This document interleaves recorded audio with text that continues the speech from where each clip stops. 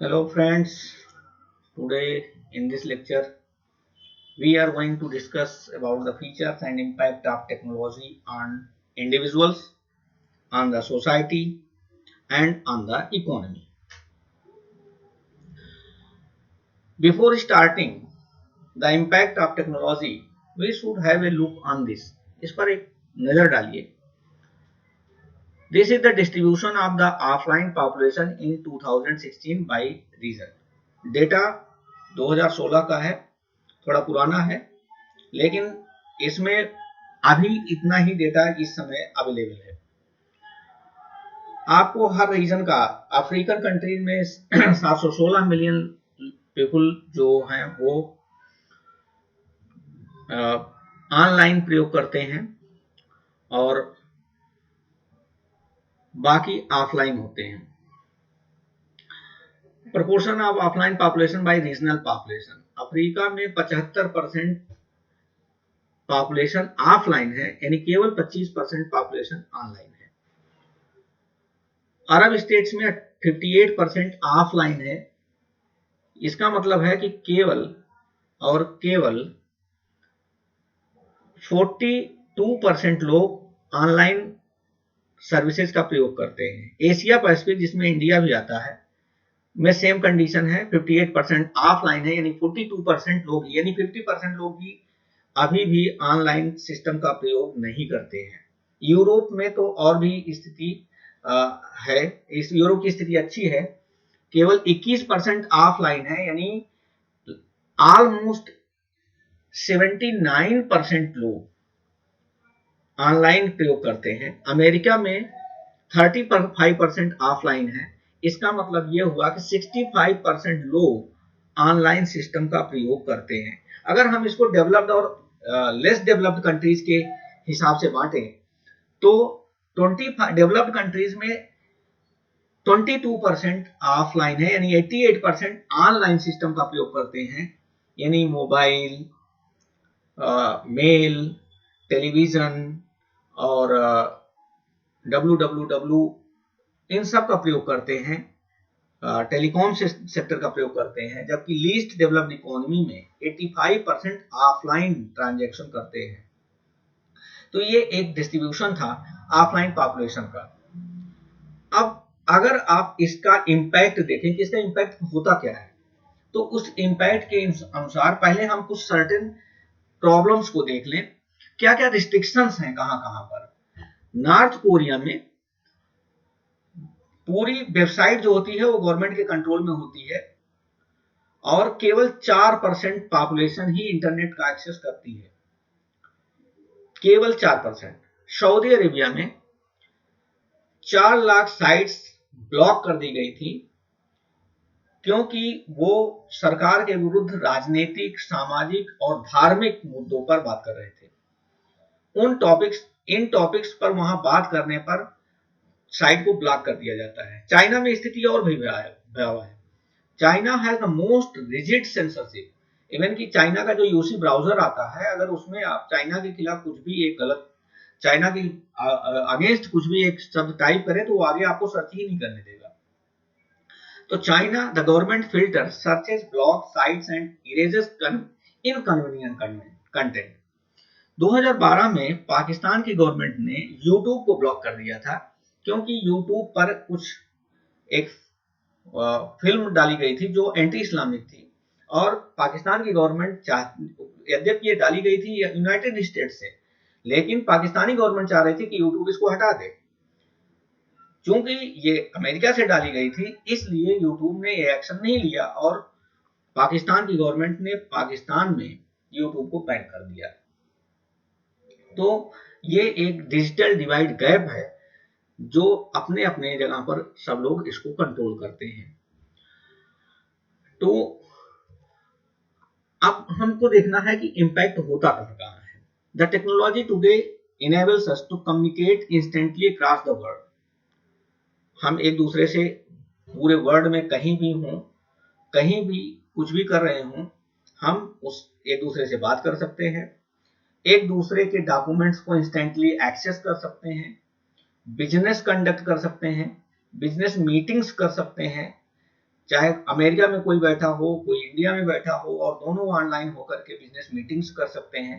जैसा कि आप देख ही रहे हैं आजकल के इस कोरोना महामारी के दौरान भी अब लोग डिफरेंट टूल्स का प्रयोग करके, जैसे डिफरेंट टूल यूज कर रहे हैं, जूम है, एडोब कनेक्ट है, गूगल कनेक्ट है, और बहुत सारे इस तरह के ऐप का यूज करके इंटरनेट के माध्यम से सब लोग एक दूसरे से मीटिंग से जुड़े हुए हैं, एक दूसरे से जुड़ने की कोशिश कर रहे हैं। इवन कि जिस समय आप ये सुन रहे हैं, आप लोगों को भी दिन भर में कई बार जूम पर क्लासेज आपकी चल रही हैं, आप गूगल क्लास का यूज कर रहे हैं, जूम पर दिन भर आपका क्लास चल रहा है। तो ये एक ट्रेंड है कि जब कोई भी परेशानी आती है तो कहीं न कहीं उसका एक नया विकल्प हमेशा खोजा जाता है और उस विकल्प की तैयारी की जाती है। तो उस विकल्प को एक्सेस करते हुए इंटरनेट ने हमको हमारे इस मुश्किल को थोड़ा सा आसान कर दिया है। We can perform e commerce, जैसा कि हम लोग करते ही हैं, पेटीएम है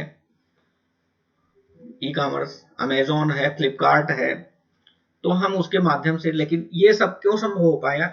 ये सब तभी संभव हो पाया जब हम इलेक्ट्रॉनिक या इंटरनेट का प्रयोग करना शुरू किए।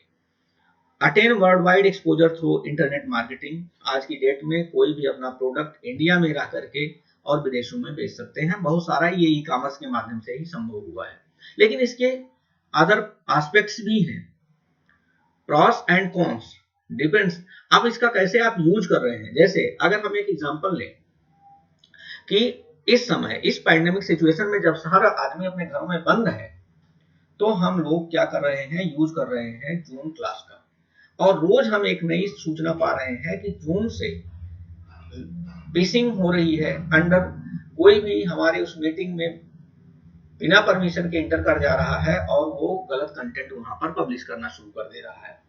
तो ये इसका एक कॉन्स है। साइबर क्राइम बढ़ गए हैं, साइबर फ्रॉड्स बढ़ गए हैं। तो एक तरह से कुल मिलाकर के ये है कि अगर इसके यूजेस हैं तो इसके कुछ खतरे भी अपने हमेशा लेके साथ आता है। Impact of technology on society, society पर हर चीज का एक पॉजिटिव और निगेटिव दोनों इम्पैक्ट पड़ता है। तो पहले हम पॉजिटिव इफेक्ट्स की बात कर लें, फिर इसके बाद निगेटिव इफेक्ट्स की बात करेंगे। पॉजिटिव इफेक्ट क्या है? Use of computers in medical field. आज एक डॉक्टर चाइना में बैठा है, अगर चाइना से शुरू हुई ये कोरोना महामारी अमेरिका तक फैली है, इंडिया तक फैली है, तो एक डॉक्टर दूसरे डॉक्टर से कनेक्ट है, क्या रिसर्चेज है, क्या फाइंडिंग्स है, क्या डेटा शेयरिंग है, ये किस लिए संभव हुआ? Because the use of technology. दूसरा, कोड काउंटिंग, पहले मैनुअली होता था, अब बहुत जल्दी हमको रिजल्ट मिल जाता है। Use of credit card, automated billing, हम क्रेडिट कार्ड का यूज करते हैं, डेबिट कार्ड का यूज करते हैं। ये संभव क्यों हो पाया? क्योंकि use of the technology. Electronic fund transfer, IMPS, आप जानते ही हैं, तुरंत इंस्टेंट मनी ट्रांसफर कर देते हैं, NEFT कर सकते हैं, RTGS कर सकते हैं। Telecommunication, satellite broadcasting, defence, law enforcement, job opportunities, work from home, जैसा कि आजकल इस पैंडेमिक सिचुएशन में चल ही रहा है, आप लोग सब लोग घर पे बैठ करके पढ़ाई भी कर रहे हैं। Marketing, selling, online teaching, learning, researching, आजकल हर चीज वेबिनार हो रहा है, करंट इवेंट्स हो रहे हैं वर्ल्ड वाइड वेब के थ्रू, हर आदमी अपनी मीटिंग कर रहा है ऑनलाइन। ये सब क्यों पॉसिबल हो पाया? Because the use of the technology. नहीं तो सब लोग अपने घरों में बंद थे और सारी जिंदगी ठप पड़ जाती। लेकिन वर्क फ्रॉम होम संभव हो पाया है, तो क्यों? Because of the technology. Negative effect क्या है?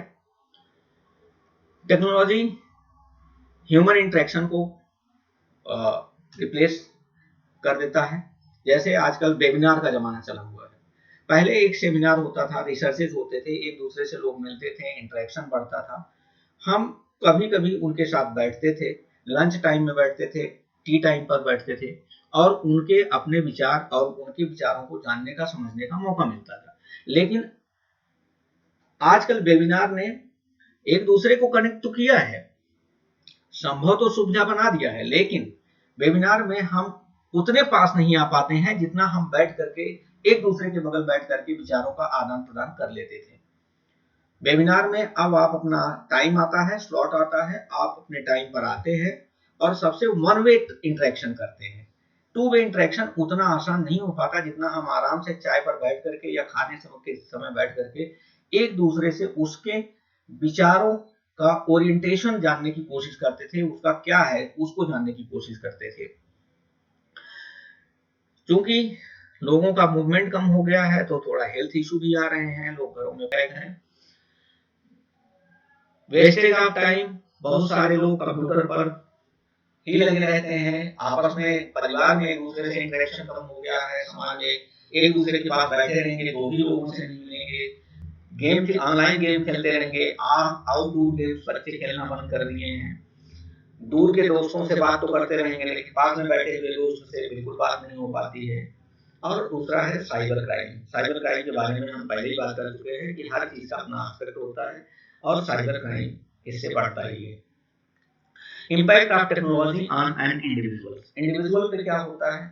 इंडिविजुअल पर पॉजिटिव इम्पैक्ट तो ये पड़ता है कि बहुत तरीके से यूज कर सकता है। जैसे फेसबुक आपको समाज में जुड़ने का मौका देता है, फ्रेंड से मिलने का मौका देता है, फ्रेंड फैमिली से दूर रहते हुए भी आप अपने एक दूसरे फैमिली से बात कर सकते हैं, स्काइप के थ्रू, हैंग आउट के थ्रू, जूम के थ्रू, एडोब कनेक्ट के थ्रू, जैसा आजकल हो ही रहा है। आजकल तो इन टेक्नोलॉजी की वजह से एक दूसरे दो जगह पर बैठे हुए जो इस पैंडेमिक सिचुएशन में मूवमेंट नहीं हो पा रही है, क्योंकि लॉकडाउन है, तो शादियां भी हो रही हैं इन सब टेक्नोलॉजी का प्रयोग करते हुए।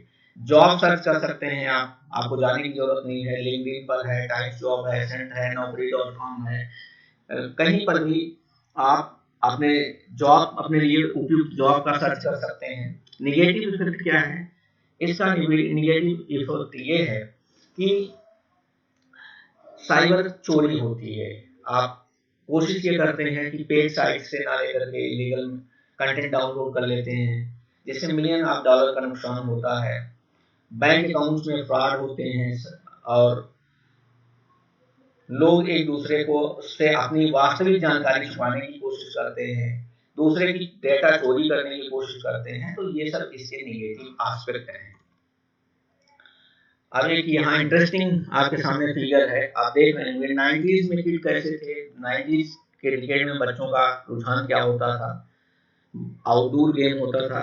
और आज के बच्चों का जो रुझान है वो है मोबाइल, लैपटॉप, टीवी और कैमरा। इंडोर गेम आप कह सकते हैं, इंडोर गेम की तरफ रुझान बच्चों का है। तो ये इंडोर गेम जो है, जो आज के बच्चे हैं, इनसे हेल्थ इशू आता है और पहले की जो आउटडोर गेम्स थे उससे स्वास्थ्य पर अच्छा प्रभाव पड़ता था। तो इसके प्रोस एंड कॉन्स भी हैं। नेगेटिव थिंग क्या हो सकता है? With the development of mobile phone, social network are coming to your phone, people get addicted. आपके हाथ में मोबाइल आ गया, एक दूसरे से आप नजदीक आ गए, लेकिन इसका लोग इतना एडिक्ट हो जाते हैं सुबह से शाम तक लेकर के हाथ में बैठे रहते हैं। और इसका क्या हो रहा है कि अगर आप रेस्टोरेंट में बैठे हैं, परिवार के साथ बैठे हैं, मित्र के साथ बैठे हैं, अगर 5 लोग एक साथ बैठे हैं तो हर आदमी अपने मोबाइल में ही बिजी है, अपने स्मार्टफोन में ही बिजी है। वह या तो ईमेल चेक कर रहा है, या सोशल फेसबुक या लिंक्डइन या कहीं पर अपडेट कर रहा है, या स्टेटस अपडेट कर रहा है, या व्हाट्सएप पर अपना स्टेटस डाल रहा है। तो अभी आप जैसा अभी का एग्जांपल हम ले लें कि आप गूगल क्लासरूम का यूज कर रहे हैं। गूगल क्लासरूम क्या कर रहा है? आपको एक दूसरे से बैठ करके और दूर बैठ करके आप कंटेंट तो पा जा रहे हैं, लेकिन वो जो समझने की प्रक्रिया थी, पास में बैठ करके समझने की प्रक्रिया थी, उससे आप दूर होते जा रहे हैं।